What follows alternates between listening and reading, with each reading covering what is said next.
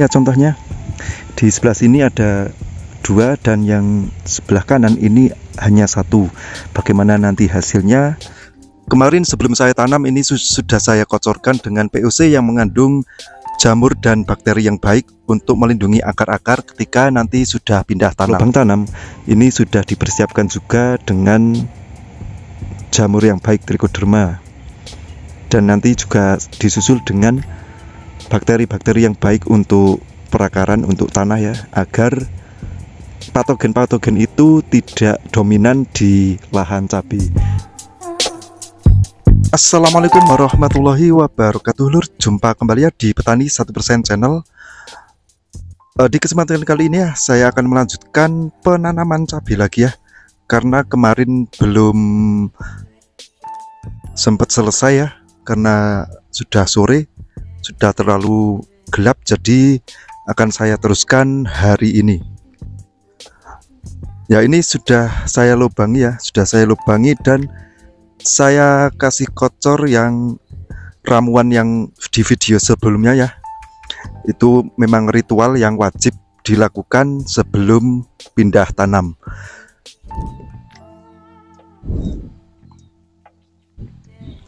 Untuk tanaman cabai yang saya tanam ini sekitar 2000-an. Tidak ada ya, sebenarnya tidak masuk semua. Ini hanya sekitar 1900-an untuk di lokasi ini ya. Ini cabai yang saya tanam adalah cabai rawit viral. Saya masih suka dengan cabai ini ya, karena buahnya itu cukup banyak sekali kalau benar-benar jadi ya. Ya, tinggal segini ya ini lur ya, yang belum saya tanam. Ini hanya sekitar 200-an batang lagi, mungkin sudah cukup itu ya. Oke, untuk tanah lubang tanam ini masih terlihat lembab karena sudah ada kocoran ketika sebelum tanam itu ya. Ya, nanti kalau sudah selesai untuk penanaman akan saya semprot atau siramkan pestisida untuk mencegah hewan-hewan atau serangga pemakan bibit cabai ya, karena jika kita tidak antisipasi nanti terlanjur banyak itu akan merugikan kita. Untuk serangan itu yang biasanya itu adalah belalang, ulat, dan juga orong-orong, ada juga jangkrik atau gasir ya. Biasanya itu memakan di sebelah sini ya, batang bawah ini. Kalau enggak ya perakarannya itu bisa habis oleh orong-orong. Dan juga ada ulat potong ya, suka memotong batang-batang tanaman cabai yang masih kecil seperti ini. Jadi kita harus segera mengantisipasi dengan pengocoran insektisida ya. Nanti akan saya gunakan yang cair aja agar lebih mudah. Kalau yang tabur itu agak repot karena harus satu persatu ditabur ya, jadi akan semakin lama dalam penaburannya. Ya, untuk tanaman di sini saya ada yang dua tanaman satu lubang ya. Satu lubang ada yang saya kasih dua dan juga satu.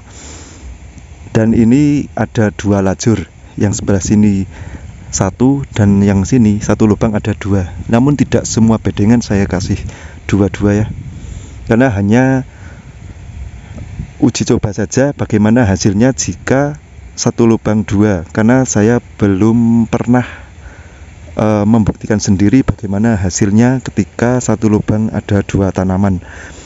Karena kata-kata petani yang pernah itu tetap akan kalah salah satunya ya. Jika dua tanaman itu pasti ada yang kalah, kalau tidak ya itu bruk semua katanya. Saya juga belum pernah menanam yang seperti itu ya. Jadi saya coba dengan cara satu lubang dua, namun hanya sebelah saja. Itu saja, tidak semua bedengan saya kasih dua-dua. Ya, seperti ini ya contohnya.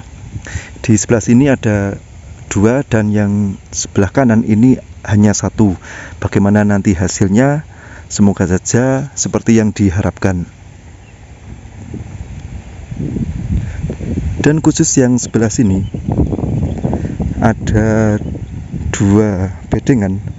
Ini saya kasih 2 semua ya. Jadi kanan kiri ada 2 tanaman semua. Jadi double semua ini ya. 2 bedeng ini memang khusus untuk uji coba bagaimana nanti hasilnya, apakah akan lebih baik atau sama saja.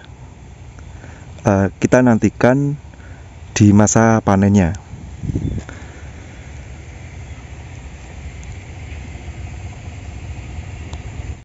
Berhubung di sini kalau tanam di bulan September itu biasanya kan panennya di bulan Desember Januari ya. Dan ketika itu hujan memang sudah deras sekali, dan di lahan ini memang sudah terancam, bukan terancam ya. Sudah langganan terkena layu ya. Jadi saya sekarang mengantisipasi dengan cara dikocorkan menggunakan metode Mas Udin ya.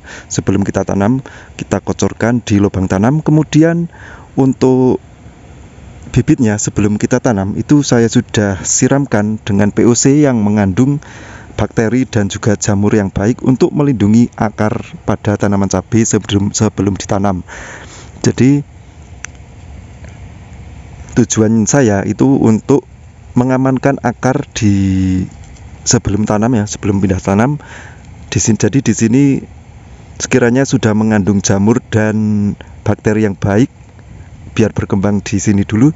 Kemudian untuk lubang tanam ini sudah dipersiapkan juga dengan jamur yang baik, Trichoderma, dan nanti juga disusul dengan bakteri-bakteri yang baik untuk perakaran untuk tanah ya, agar patogen-patogen itu tidak dominan di lahan cabai, dan semoga aman dari kelayuannya.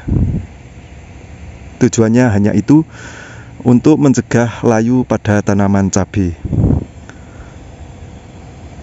Oke ya, sampai di sini dulu. Saya lanjutkan menanam dulu agar cepat selesai.